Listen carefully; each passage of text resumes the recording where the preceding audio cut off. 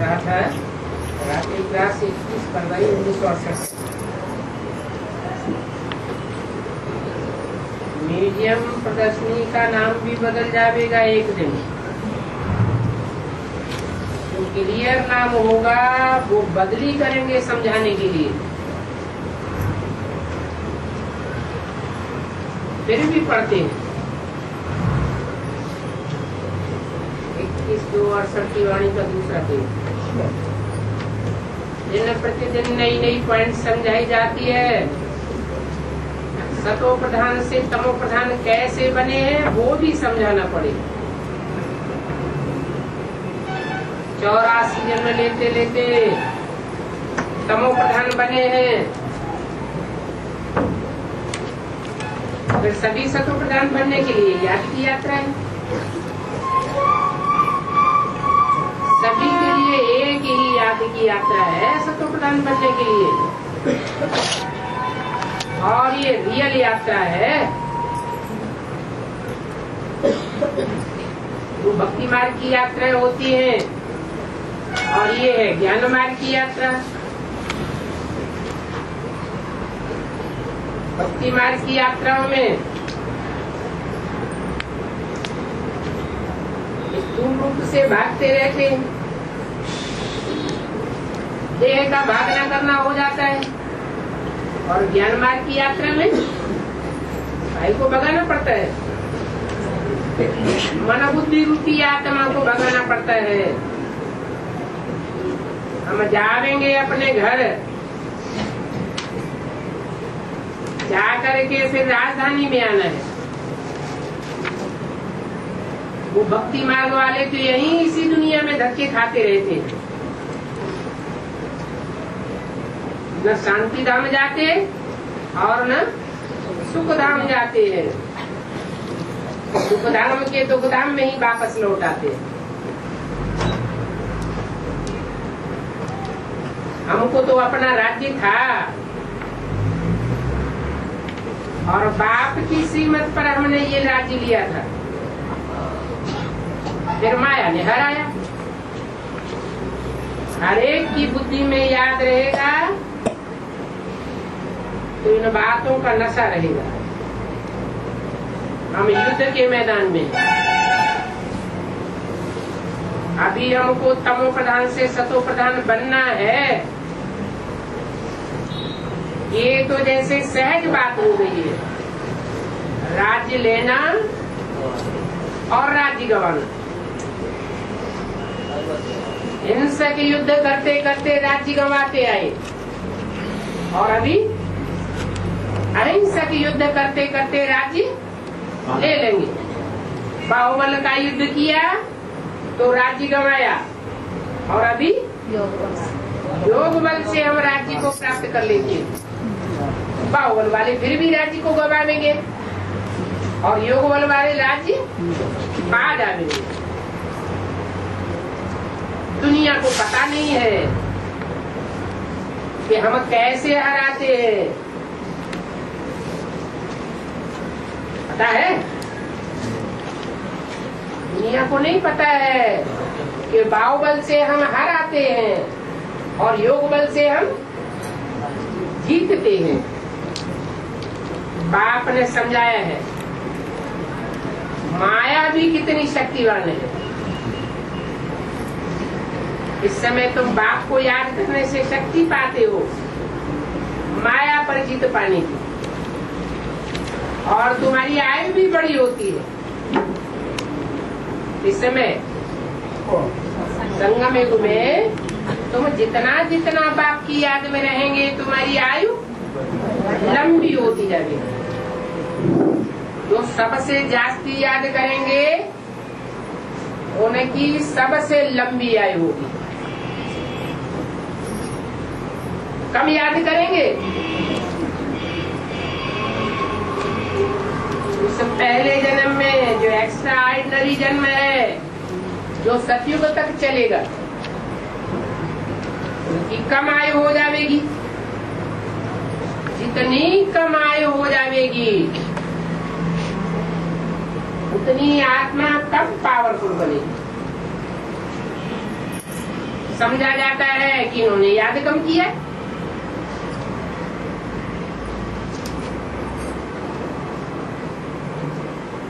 आयु भी बड़ी होती है और पवित्रता की ताकत भी बढ़ती है।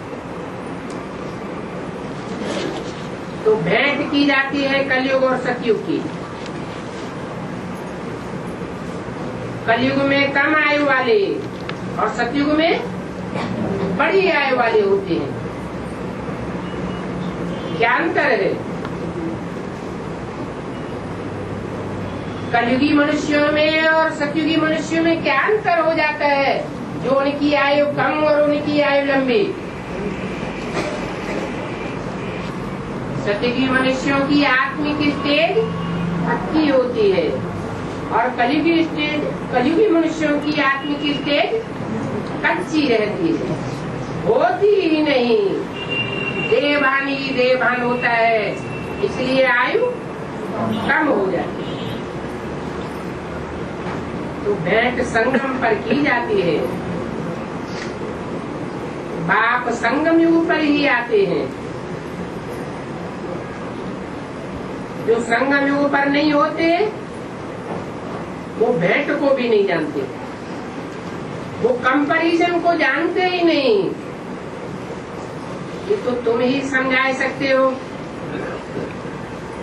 सतयुग और कलयुग की कंपैरिजन तुम्हारी बुद्धि में है। करोड़ों मनुष्य हैं, उनमें से माला कितनी छोटी बनती है।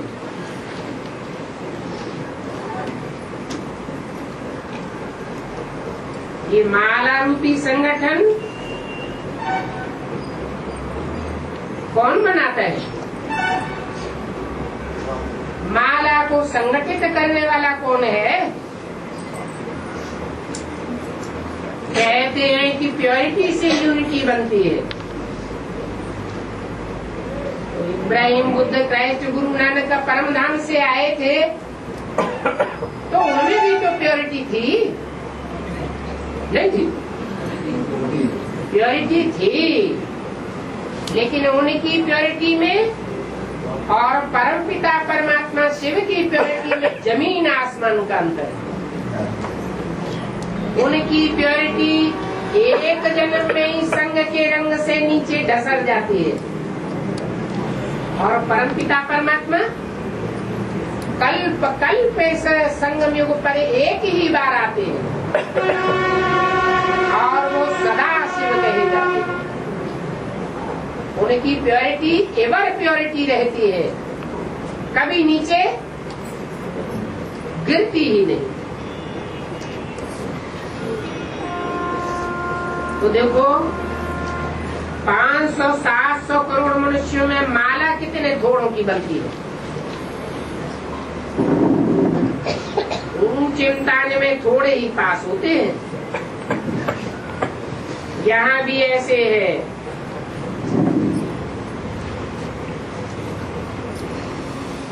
ICS और PCS सब पास कर लेते हैं या पास करने वालों की संख्या बहुत थोड़ी होती है, बहुत थोड़ी होती है। अगर सब पास कर ले तो सब बड़े बड़े ऑफिसर्स बन जाते। बन सकते हैं क्या? नहीं। पढ़ाई पढ़ने का मापदा जिनका ऊंचा होता है वो ही ऊंची पढ़ाई पढ़ पाते हैं। तो माला भी नंबरवार बनती है। माला था संगठन, ऊंचे से ऊंचा संगठन, फिर मीडियम संगठन, फिर नीचे दर्जे के संगठन। उन संगठनों की यादगार है मालाएं। फर्स्ट क्लास माला, सेकेंड क्लास माला, थर्ड क्लास माला। सतयुगी दुनिया में थर्ड क्लास माला में कितने होंगे? 4.5 लाख होंगे। जो जन्म देने वाले रचयिता की स्टेज में होंगे उनको कहेंगे थर्ड क्लास प्रजा। पहले जन्म की प्रजा में भी कोई खसूसियत होती है, ये विशेषता और जन्मों की प्रजा में नहीं होती। वो हैं डायरेक्ट बाप के बच्चे। प्रजा माना ही बच्चे। आखिरी पुरुषार्थ करते करते एक बाप से ही प्रभावित होंगे और कोई मनुष्य मात्र से प्रभावित होने वाले नहीं है। आखिरी माने एट लास्ट, लेटेस्ट। कोई से भी लिखत में तुम पूछ सकते हो, पहले तुम जैसे बेदियां थे, आस्ते आस्ते अब पढ़ते जाते हो और समझाते जाते हो। तो समझने और समझाने में मेहनत तो लगती है ना। समझाना पड़ता है, समझना पड़ता है कि आत्मा 84 जन्म कैसे लेगी। इतनी छोटी आत्मा है, उसमें ड्रामा का सारा पार्ट भरा हुआ है। बातें तो बहुत सहज हैं समझने की। बाप जो समझाते हैं वो ही राइट है, बाकी जो भी मनुष्य मात्र समझाते हैं कुछ न कुछ उसमें अपना मिक्स कर देते। हम भारतवासी राजाई में थे, अभी आयरन एज में आ गए, फिर जरूर गोल्डन एज के बनेंगे। तुम लिखते भी ऐसे हो, तुम देवताओं के पुजारी हो तो जरूर देवता धर्म के।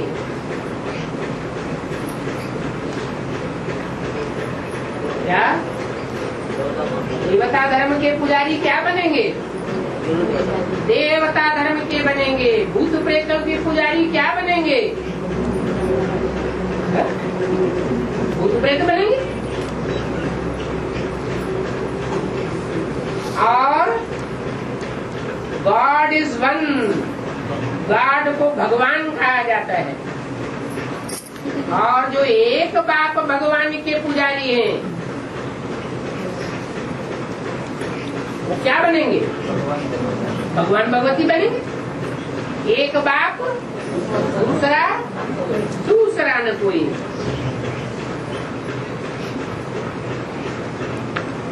तो तुम अपन को सिर्फ देवता क्यों नहीं समझते हो? क्योंकि पतित बन पड़े हो।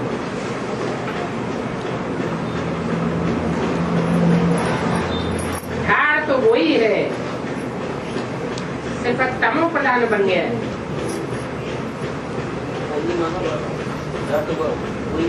तो पहले सतो प्रधान झाड़ था सतयुग में, वही झाड़ा भी है। पहले सतो प्रधान था, कम जनसंख्या थी, और अभी तमो प्रधान बना है तो पत्ते बहुत हो गए, तालियां बहुत हो गई हैं। तो ये खेल है ही पवित्र और अपवित्रता का। पतित जब बनते हैं तो पतित पावन बाप को बुलाते हैं,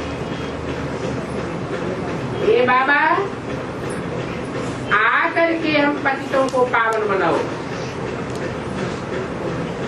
ऐसे नहीं कहते कि हे बाबा आओ और आकर के हमको ज्ञान सुना के चले जाओ। ज्ञान सुनाने के लिए बुलाते हैं या पतित से पावन बनने के लिए बुलाते हैं? पतित से पावन बनाने के लिए बुलाते हैं। ऐसे नहीं ब्रह्मा के तन में आए और ब्रह्मा ने शरीर छोड़ा तो ज्ञान सुना के चले गए और काम पूरा हो गया। ज्ञान साधन है इस बात का। ज्ञान जल है, जल से क्या किया जाता है? कपड़ा साफ किया जाता है। ये भी शरीर रूपी वस्त्र है। आत्मा को भी ज्ञान जल से साफ किया जाता है। आत्मा जब शुद्ध बन जाती है तो 5 तत्वों का शरीर भी शुद्ध चाहिए। शिव बाबा का नाम भी है। क्या नाम है? शिव बाबा का नाम भी है। क्या नाम है? शिव बाबा बोला क्या? सिर्फ शिव बाप नहीं बोला, ऐसे नहीं बोला। शिव बाप का नाम भी है। शिव बाप का नाम तो शिव ही है, वो कभी बदलता नहीं। जब शरीर बदलते हैं तो नाम भी बदल जाता है। तो शिव बाबा का नाम क्या है? शिव तो बिंदु का नाम है, मेरी बिंदी का ही नाम है। फिर बिंदी जब शरीर बदलती है, शिव बाबा कही जाती है, तो उनका नाम क्या है? अरे नहीं मालूम है? शिव बाबा का नाम ही नहीं मालूम। ब्रह्म, लो सुन, शिव बाबा का नाम है ब्रह्म। अरे शिव बाबा का नाम बड़ी अम्मा है। बड़ी अम्मा के रूप में जन्म दे के पालना दे के चली जाती है, काम खत्म है। ब्रह्मा तो बहुतों के नाम है। शिव बाबा का कोई खास नाम है कि नहीं? जो नाम सिर्फ एक देवता के साथ जोड़ा जाता है और किसी के साथ नहीं जोड़ा जाता। ब्रह्मा के साथ नहीं जोड़ा जाता, विष्णु के साथ नहीं जोड़ा जाता। 33 करोड़ देवताओं में से कोई के भी साथ शिव का नाम नहीं जोड़ा जाता। कोई कंपनी बनाते हैं, एंड सन्स कंपनी बनाते हैं ना, तो बच्चे के साथ बाप का नाम जोड़ा जाता है ना। ये भी पतितों को पावन बनाने की कंपनी है एंड सन्स। इसके साथ नाम जोड़ा जाता है जो एक नाम पक्का पड़ जाता है। शिव शंकर भोलेनाथ। क्या? शिव नाम पहले और शंकर नाम बाद में। शंकर शिव क्यों नहीं कहा जाता? क्योंकि जो पहला है, जो बड़ा है, बाप तो बड़ा ही होता है। बाप का नाम पहले और बच्चे का नाम बाद में। परंतु बच्चों के बीच में बड़ा बच्चा है, बड़े बच्चे को बाप समान कहा जाता है। तो बोला शिव बाबा का नाम भी है। डी कब लगाया जाता है? हाँ, शिव नाम तो है ही, परंतु वो शरीर का नाम नहीं है। वो कभी बदलता नहीं, वो तो बिंदु का नाम है। नाम कब पढ़ते हैं? शरीर के ऊपर पढ़ते हैं, काम के ऊपर पढ़ते हैं, और काम शरीर के द्वारा होता है कि बिंदी खुदक के काम कर लेती है? शरीर के द्वारा ही काम होता है। तो वो शरीर का नाम क्या है? इसमें शिव ज्योति बिंदु प्रवेश करके पतितों को पावन बनाता है। ब्रह्मा तो नहीं है। ब्रह्मा के द्वारा पतितों को तो पावन ज्ञान सुना के तो नहीं बनाया। तो मेरा नाम भी है। कौन सा नाम है? पतित पावन गाते हैं सीताराम। तो एक है पतित पावन या दो है पतित पावन? दो है।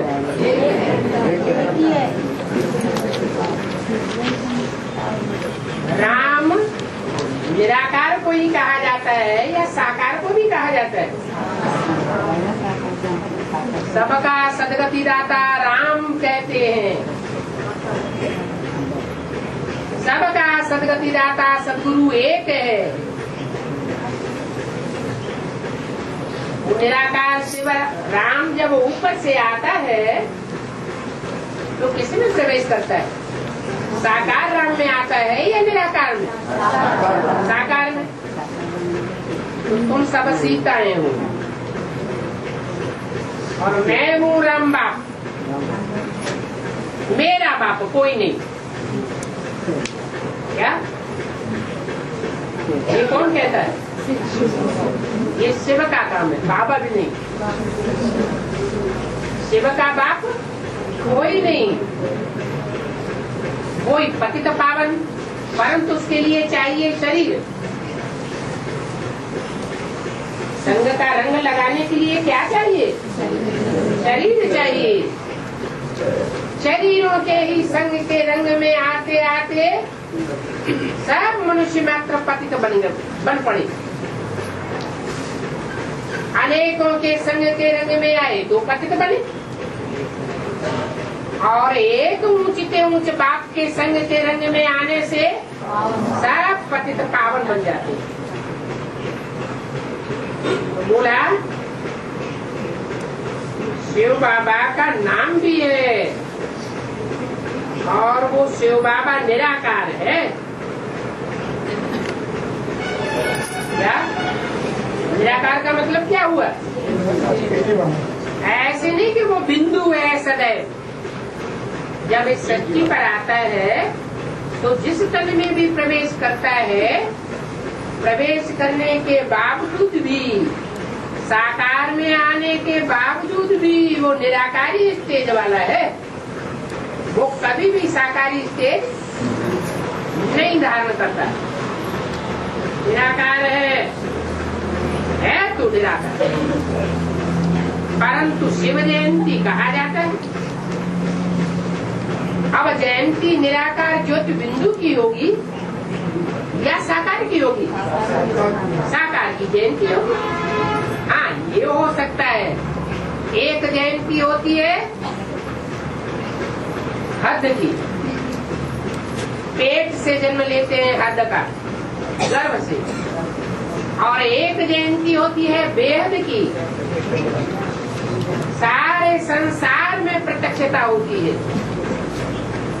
सब जान जाते हैं कि बेहद का बाप आया हुआ है और उनकी ये जयंती,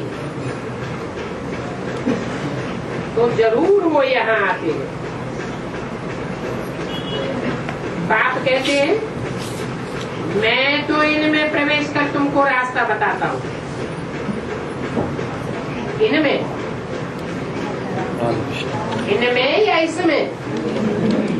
इनमें क्यों कहा? दो आत्माएं हैं। एक में प्रवेश करते हैं तो सुनाते हैं। क्या? सुनने सुनाने का काम चलता रहता है। वो है माँ का रूप। और दूसरे में प्रवेश करते हैं तो बाप के रूप में सुनाने के साथ साथ समझाते भी। बाप का काम है समझाना। टीचर के रूप में भी समझाते हैं।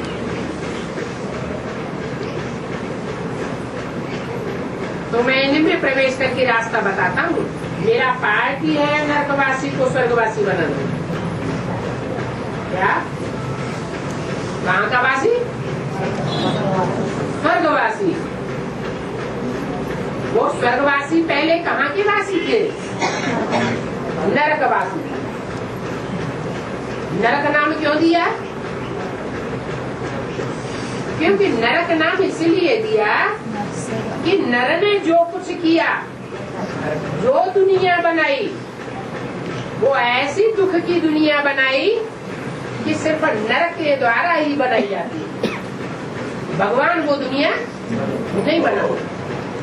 भगवान नई दुनिया बनाता है और नर अर्थात मनुष्य पुरानी दुनिया बनाई देती है। भगवान सतोपटान दुनिया बनाता है और मनुष्य तमो प्रधान नारकीय दुनिया बना देते हैं, दुखदायी दुनिया बना देते हैं, इसलिए उसको कहा जाता है नरक। और भगवान जो दुनिया बनाते हैं उसको कहा जाता है स्वर्ग। नरक कहा जाता है इसको, नरक कहा जाता है मनुष्य को। मनुष्य सब विकारी होते हैं।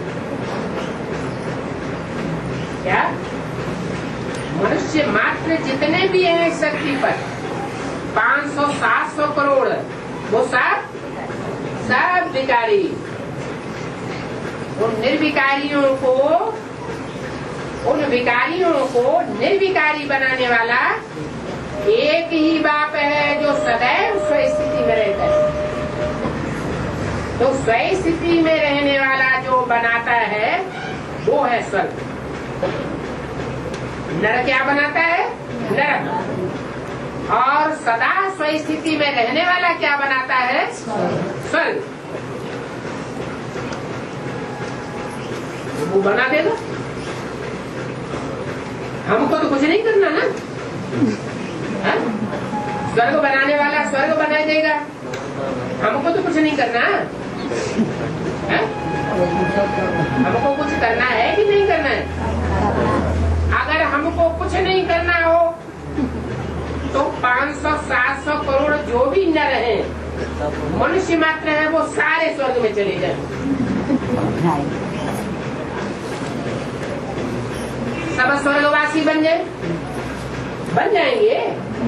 नहीं, वो स्वर्गवासी तब ही बनेंगे और वो ही बनेंगे जो स्वस्थिति में रहने की प्रैक्टिस करें। अब जो जितनी प्रैक्टिस करे उसमें भी नंबरवार है। तो मेरा पार्टी है नरकवासियों को स्वर्गवासी बनाना। अब कोई बने या न बने, पराए देश पति तन में आता हूँ। क्या नहीं तो कोई को क्या पड़ी है पराए देश में जाकर के काम करे? कोई भी अपना कल्याण करने के लिए पराए देश में जाता है क्या? नहीं। परंतु मैं पराए देश में आता हूँ और पतित तन में आता हूँ। नहीं तो पतित तन में जो भी धर्म पिताएं आए वो पतित में आकर के क्या बन गए? आप पावन बन गए और ये पतित बन गए। खुद भी पतित बने और अपने पीछे पीछे आने वाले सब फॉलोअर्स को पतित बनाएंगे। ये पतित से पावन बनने की पढ़ाई है। पढ़ाई से पद मिलता है। जो ऊंच पढ़ाई पढ़ते हैं उनको ऊंच पद मिलता है। कम पढ़ाई पढ़ते हैं तो पद भी कम मिलता है। बाप ही आकर के रास्ता बताते हैं। बाप कहते हैं मैं तुमको राजयोग सिखलाने आया हूँ।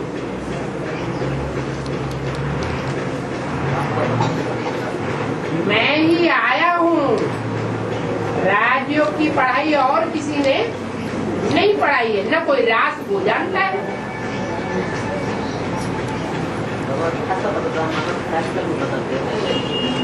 तो मेरी श्रीमत पर ही चलो।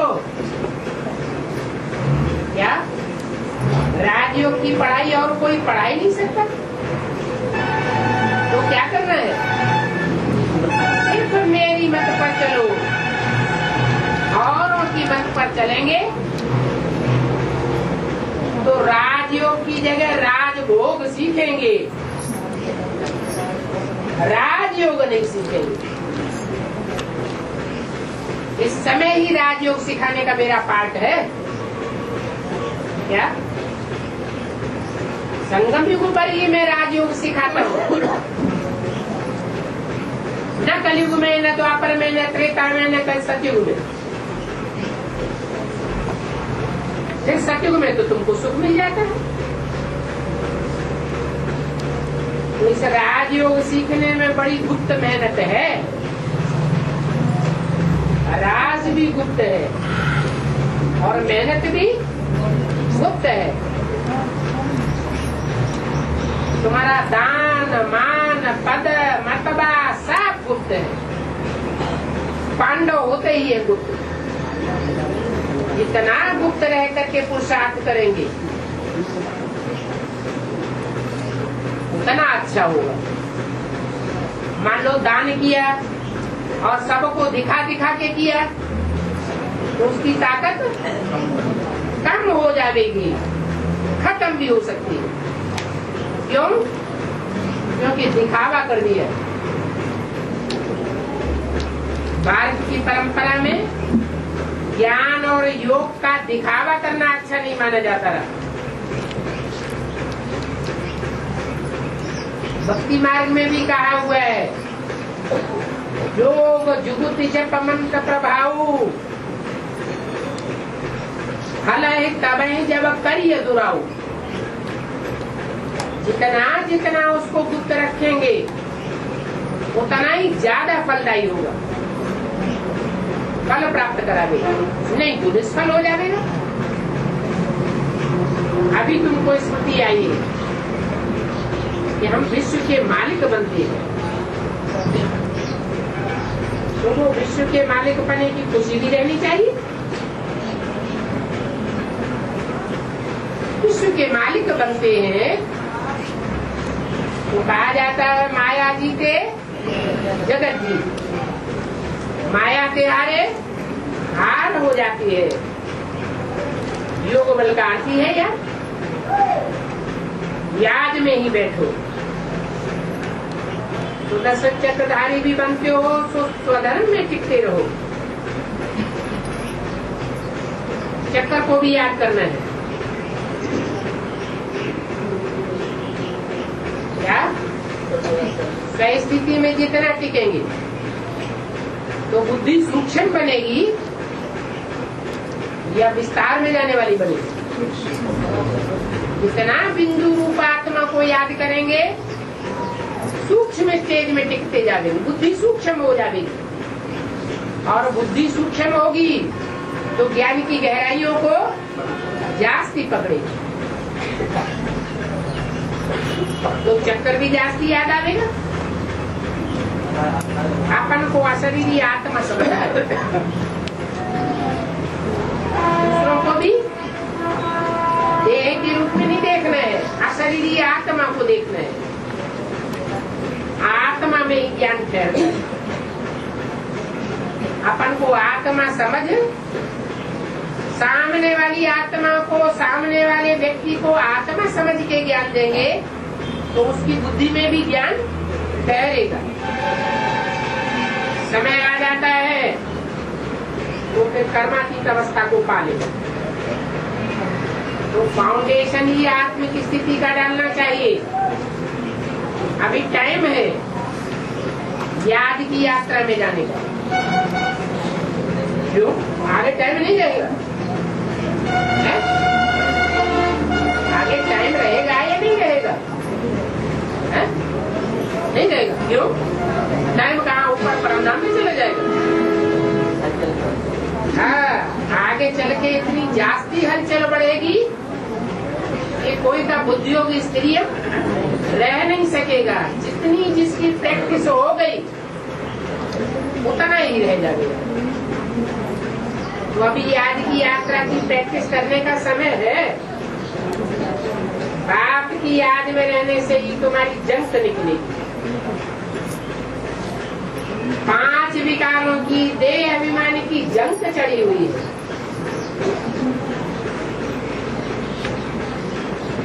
जंग तब उतरेगी जब अपन को आत्मा समझे और सामने वाले को भी आत्मा समझेंगे। आत्मा आत्मा भाई भाई, भाई बहन की भी दृष्टि उड़ जानी चाहिए। ये बहन है, इसका क्या मतलब हुआ? देवान है या नहीं है? अगर बहन दिखाई पड़ती है तो देवान है, अगर भाई भाई दिखाई पड़ता है तो कहेंगे आत्मा आत्मा, भाई भाई एक बाप के बच्चे। इसमें क्रिमिनल असॉल्ट नहीं होगा, इसमें आत्मा आत्मा भाई भाई समझ ले। फिर से भी इनको आत्मा समझाना है, शरीर से भी परे निकल जाना है। नंगे आए थे नंगे वापस जाना है। कोई चीज का आत्मा के ऊपर आवरण न रह जाए। क्या आत्मा नंगी आई थी, इस दुनिया में आकर के 5 तत्वों का चोला लिया तो देह में भी लगाव न रह जाए, देह के पदार्थों में भी लगाव न रह जाए, और देह के जो भी 63 जन्म के संबंधी हैं उनमें भी कोई प्रकार का लगाव न रह जाए। यहाँ तक कि आवाज से भी परे जाना। क्या ऐसी याद की स्टेज चाहिए जिसमें आवाज की भी दरकार न।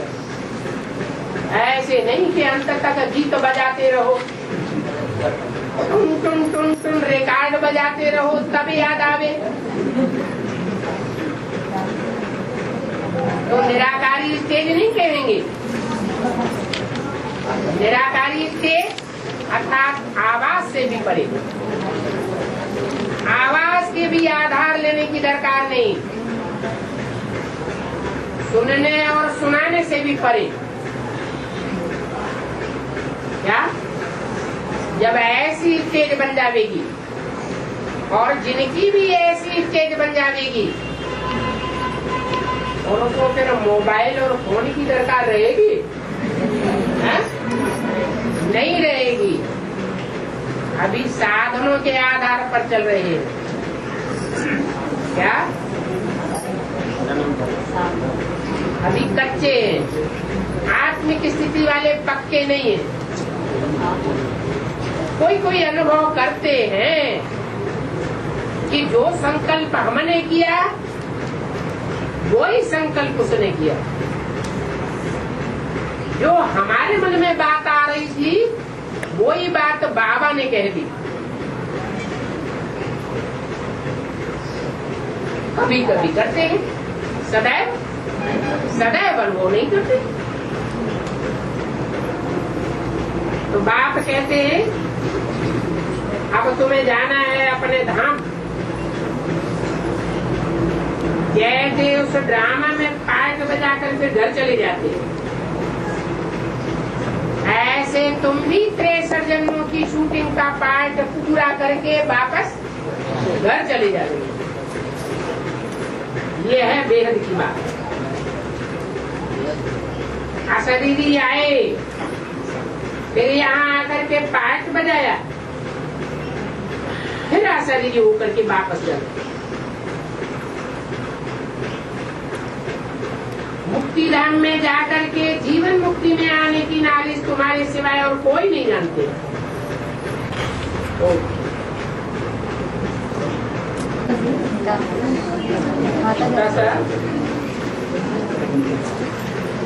बाईस फरवरी 1968।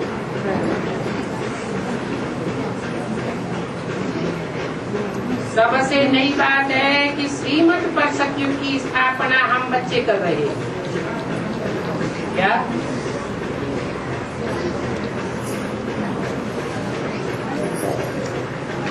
जैसे गांधी जी के लिए कहते थे कि हम गांधी की मत पर चल करके राम राज्य स्थापन करेंगे, परंतु गांधी जी श्रेष्ठ थे क्या? गांधी जी से श्रेष्ठ दुनिया में और कोई नहीं होता क्या? होता है कि नहीं होता है? होता है। गांधी जी भी किसको याद करते थे? अरे अपने से श्रेष्ठ को याद करते थे। कि गांधी जी ही श्रेष्ठ थे। गांधी जी किसको याद करते थे? राम को याद करते थे। रघुपति राघव राजा राम पतित पावन सीता। तो राम राज्य राम ही लावेंगे या गांधी जी की मत पर राम राज्य स्थापन होगा? राम ही राम राज्य ला सकते हैं। राम ही राम मंदिर बनावेंगे। राम का घर कोई और नहीं बना सकता। राम का घर राम राज्य में होगा या रावण राज्य में होगा? राम राज्य में होगा। तो पक्का कर लेना चाहिए बुद्धि में कि हम राम राज्य स्थापन नहीं कर रहे हैं। क्या हम कोई ब्रह्मा की मत पर राम राज्य स्थापन नहीं कर रहे हैं। ब्रह्मा अगर ऊंच से ऊंच होता तो मंदिरों में उसकी पूजा होती, मूर्तियां बनती, मंदिर बनाए जाते, लेकिन ऐसा नहीं है। इससे साबित होता है कि दुनिया में जिसकी सबसे जास्ती मूर्तियां मिल रही है, जिसके सबसे जास्ती मंदिर मिल रहे हैं और जिसकी सबसे जास्ती पूजा होती है, वो ही भगवान का स्वरूप है। वो कौन है? शिवलिंग। दुनिया में सबसे जास्ती लिंगाकार मूर्तियां पाई गई हैं। लिंगाकार का मतलब ये नहीं है कि वो हाथ पांव वाला नहीं था। क्या हाथ पांव वाला तो था। हाथ पांव होते हुए भी ऐसी तेज धारण कर रखी थी बाप की याद में कि वो बाप समान बन गया, निराकारी तेज वाला बन गया। इसकी यादगार शिवलिंग दिखाई जाती है। बाकी शिवलिंग परम पिता परमात्मा बाप को इतना बड़ा नहीं होता, इतना बड़ा होता है। वो भी ज्योति बिंदु है। बिंदु बिंदु आत्माओं का बाप ज्योति बिंदु, परंतु वो जिसमें प्रवेश करता है और प्रवेश करके श्रेष्ठ से श्रेष्ठ कार्य करता है। जो श्रेष्ठ से श्रेष्ठ कार्य है उसका स्वरूप के सिवाय दुनिया में और कोई नहीं कर सकता। कौन सा श्रेष्ठ कार्य है जो दुनिया में और कोई धर्म पिता नहीं कर सकते? वो ऊंचे से ऊंचे बाप ही करके जाता है। क्या नरक को स्वर्ग बनाने का कार्य, पतित को पावन बनाने का कार्य, सारी पतित दुनिया को पावन बना करके जाता है। और अकेला वो कार्य नहीं करता है। अकेला करता है क्या? नहीं, अकेला चना कभी भाड़ नहीं फोड़ सकता। क्या ये दुनिया भाड़ है? क्या बहुत बड़ा हेल है। हेल, हेल माने भाड़। ये दुनिया को खत्म करना अकेले का काम नहीं है। उसके लिए बाप के बच्चे चाहिए। बाप है आत्मा, तो बच्चे भी क्या चाहिए? देवहन वाले चाहिए या आत्मा चाहिए? आत्मा रूपी बच्चे चाहिए। आत्मा में और परम पिता में अंतर क्या है?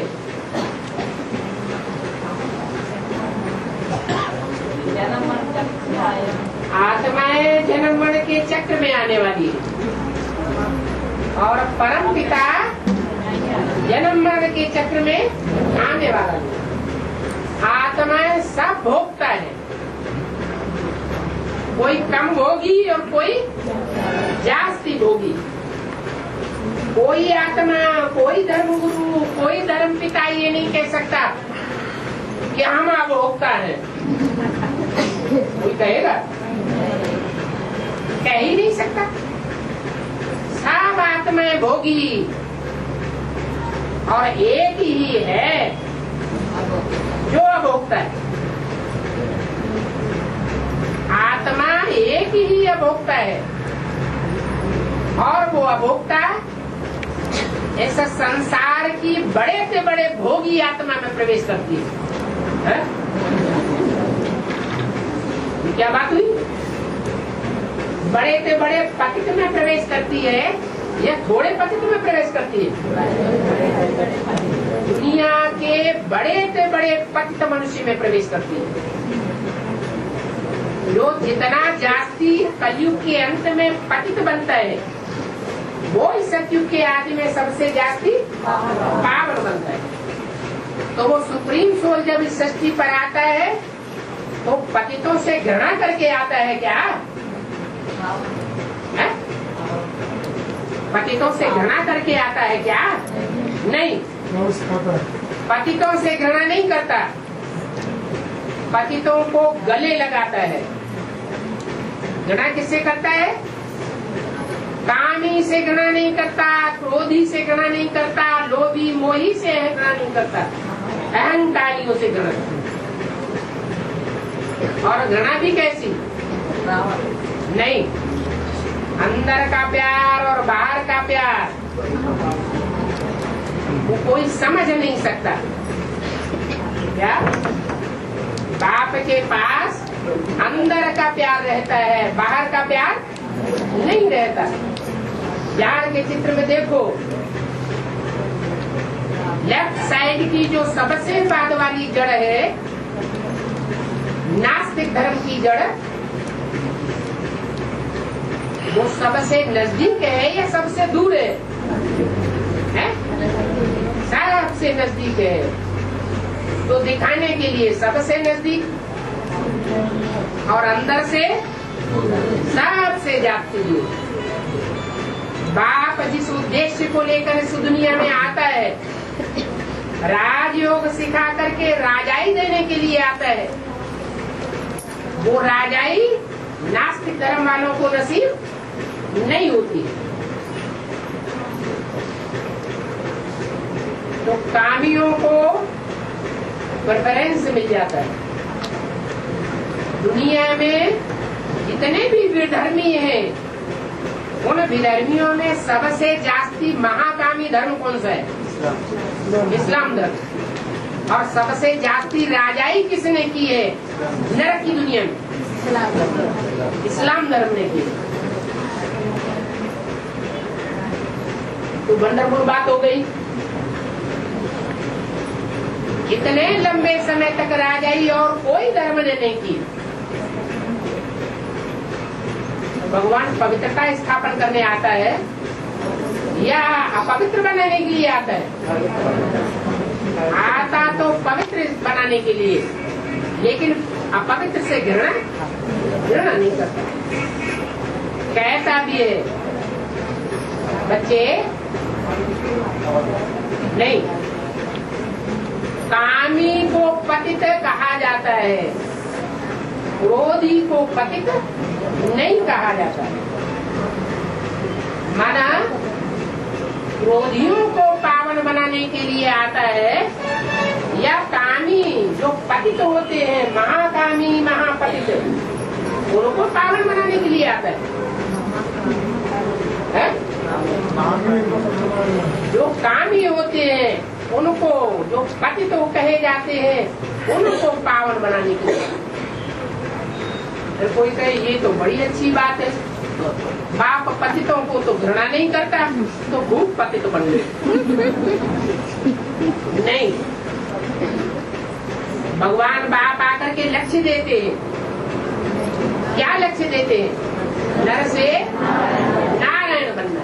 नर पतित को कहा जाता है और नारायण पावन को कहा जाता है। तो जो नारायण बनने का लक्ष्य लेने वाला है, उसके अंदर लक्ष्य होगा तो लक्षण कैसे आवेंगे?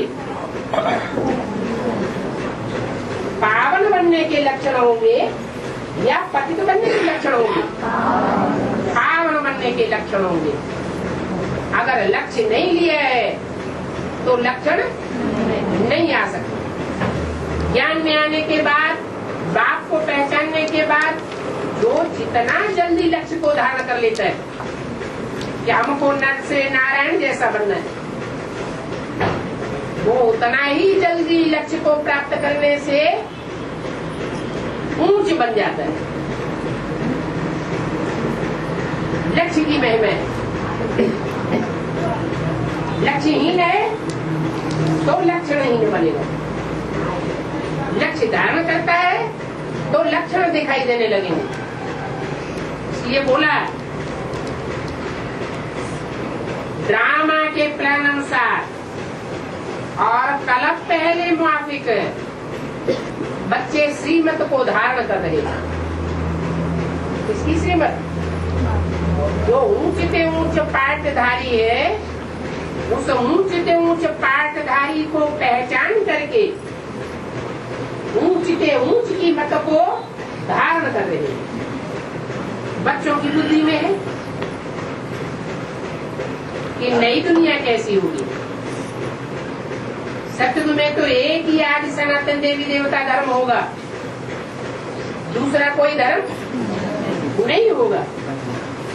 ब्राह्मण इस बात को अच्छी रीति जानते हैं। क्या ये जो नई दुनिया होगी उसमें एक ही धारणा के ऊपर सारे चलेंगे। एक राजा की जो धारणा होगी उसको साफ फॉलो करेंगे। मान लो नर से नारायण बनने वाला हो या सतयुग में प्रिंस बनने वाला नारायण बनता हो, उसकी जो धारणा होगी, विशेष धारणा क्या होती है देवताओं की। स्वर्ग में जो देवताएं होती है उनकी विशेष धारणा क्या होती है जो नरक में मनुष्यों की नहीं होती है? कैसी पवित्रता? हाँ, जो कृष्ण है उसकी दृष्टि राधा में ही डूबेगी और राधा की दृष्टि कृष्ण में ही डूबेगी। उसको कहते हैं मर्यादा पुरुषोत्तम। जो भी देवताएं होंगे सब मर्यादा पुरुषोत्तम होंगे। किसको फॉलो करेंगे? यथा राजा तथा प्रजा। किसको फॉलो करेंगे? जो उनका राजा नारायण होगा, नारायण राजा को ही सब फॉलो करेंगे। जो नारायण की धारणा है मर्यादा पुरुषोत्तम की, वो विशेष धारणा प्रजा में एक एक की होगी। कोई विपरीत धारणा में चलने वाला नहीं होगा। उस बात को ब्राह्मण लोग अच्छी जानते हैं, अच्छी तरह जानते हैं। बाप ने समझाया है नई दुनिया में नया राज्य होगा। क्या? राज्य भी नया और राजा भी नया होगा। ऐसा पुरानी दुनिया का कोई भी राजा नहीं होगा। पुरानी दुनिया ही नहीं होगी। ये तो सबको खुशखबरी सुनानी चाहिए। हम फिर से ये राज्य स्थापन कर रहे हैं। बाबा ने कहा था प्रभात फेरी निकालो, सबको बधाइयां दो। शिव बाबा परम पिता फिर से ये राज्य स्थापन कर रहे हैं। नक्सल में समझाना चाहिए कि पवित्र देवी देवताओं का राज्य था। अभी वो पवित्र देवताएं नहीं है। बाकी सिर्फ उनके चित्र मिलते हैं। कहाँ मिलते हैं? वो चित्र कहाँ से उठाए? आज से 2000 साल पहले अजंता, एलोरा, एलिफेंटा आदि की गुफाओं में जो चित्रकारी की थी चित्रकारों ने, कलाकारों ने, वहां से वो चित्र उठाए। उन चित्रों के आधार पर फिर शास्त्र बनाए गए और शास्त्रों के आधार पर सारी दुनिया में वो चित्र फैल गए। अभी बेहद का बाप कहते हैं अपना गवाया हुआ राज्य ले लो, तुम्हारी खुशखबरी ही है और है भी सहज राज्य।